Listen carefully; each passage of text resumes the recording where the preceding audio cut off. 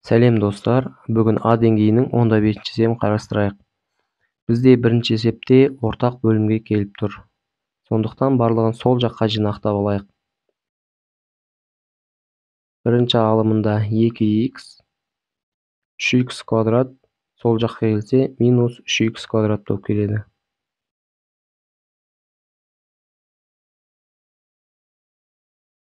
Ортақ бөлімі х квадрат плюс 2 деп жазып аламыз.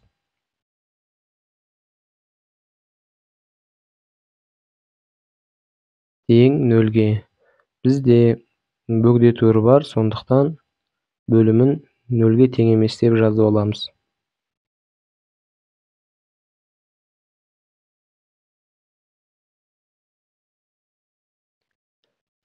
Х квадрат тең емес, плюс 2 оң жаққа барса минус 2 болып барады. Х-тің квадратынан құтылу үшін бізде минус 2-ні төрге аламыз. Сонда бөгде төріміз төр астында минус 2-ге тең болды.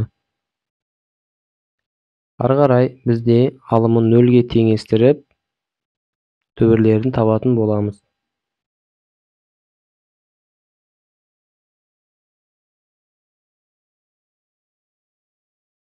Бізде ортақ көйткіш шығады х. Х-ті жақшаның сыртына шығарғанда 2х-тан 2 қалады, минус 3х квадраттан 3х қалатын болады. Тең 0. Екі көйткішімізді де 0-ге теңестіреміз. Х тең 0, 2 минус 3х тең 0. Бір төріміз белгілі 0-ге тең, екінші төрін табайық. Минус 3х-ті оң жаққа апарайық, 3х тең сол жақтағы 2-ні жазамыз. 2 3-ке бөлінбейді, сондықтан жай бөлшек қылып аламыз. 3-тен 2. Бөгде төбіріміздің арасында төбірлеріміз жоқ, сондықтан бізде 2 төбір бар.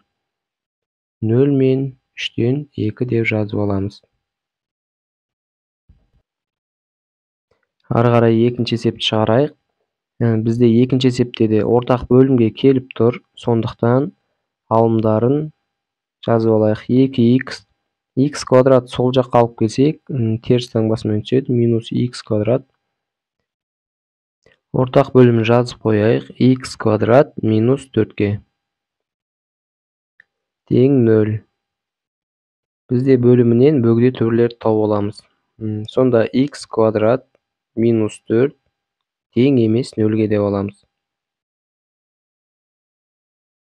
Х квадрат тең емес, минус 4 оң жаққа барса, оң сан болады.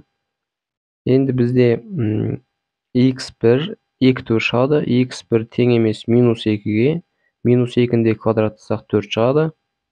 х2-міз тең емес 2-ге. Сонда бөгде төрлеріміз минус 2 мен 2 болды. Алымдарын 0-ге теңестіріп алайық. 2х минус х квадрат тең 0-ге. Ортақ көйткіш х-ті жақшаның сыртына шығарып жібереміз. Х жақшаның ішінде 2 минус х қалады. Тең 0-ге. Бізде сонда х тең 0-ге, 2 минус х тең 0-ге болады. Бірінші төріміз 0-ге тең, екінші төріміз сонда х тең 2-ге болады.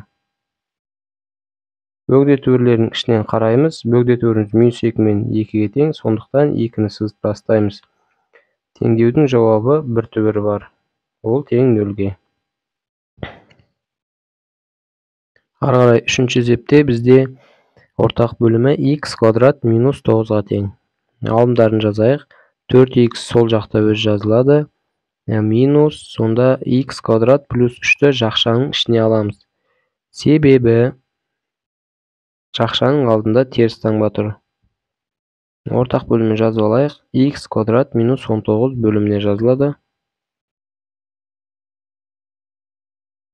Тең 0-ге. Сонда бізде бөгде төр тауып алайық. Бөлімін 0-ге тең емес деп аламыз. Сонда бізде х1, х2 көріп тұрғандарыңыздай минус 3 пен 3 шыққан бөгде төрлері.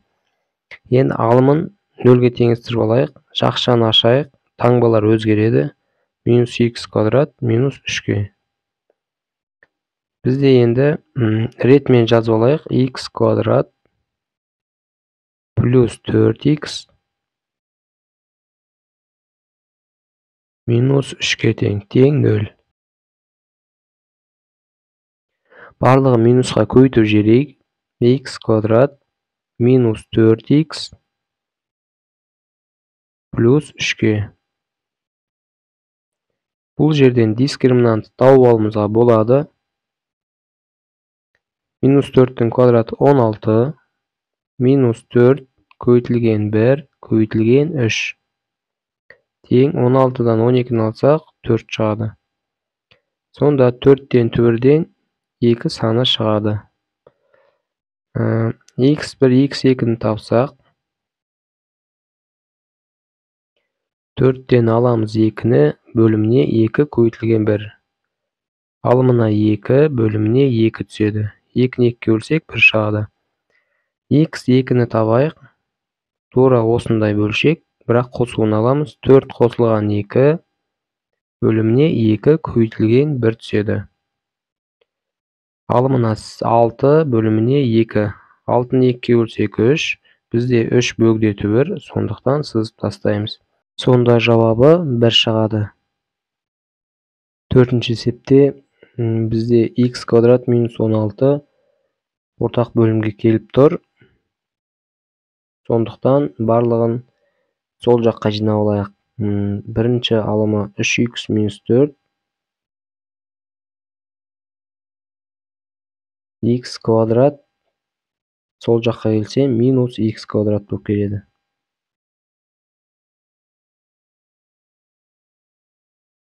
Ортақ бөлімі жазып қояйық. X квадрат минус 16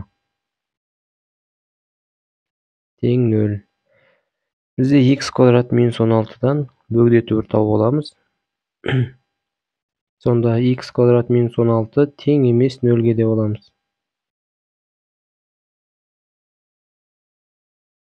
Сонда x квадрат тең емес 16-ға бізде 2 түбір шығады. Минус 4-ті де плюс 4-ті де квадраттасақ, бізде 16 шығады. Сонда бөгде түбірлеріміз минус 4 пен 4 болады.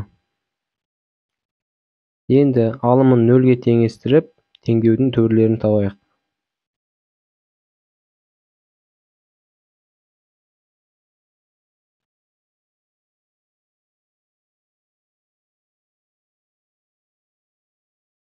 Нөлге теңестіріп алдық. Енді әр мүшесін минусқа көйтейік. Минус x квадратты минусқа көйтсек 10, 3x-ті минусқа көйтсек минус 3x, минус 4-ті көйтсек плюс 4 шығады.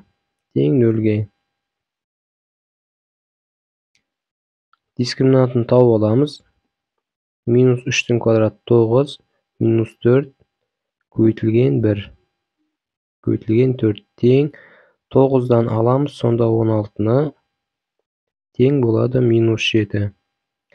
Бізде минус 7 0-ден кіші, сонда дискриминант бізде 0-ден кіші болды. Бізде boş жиын.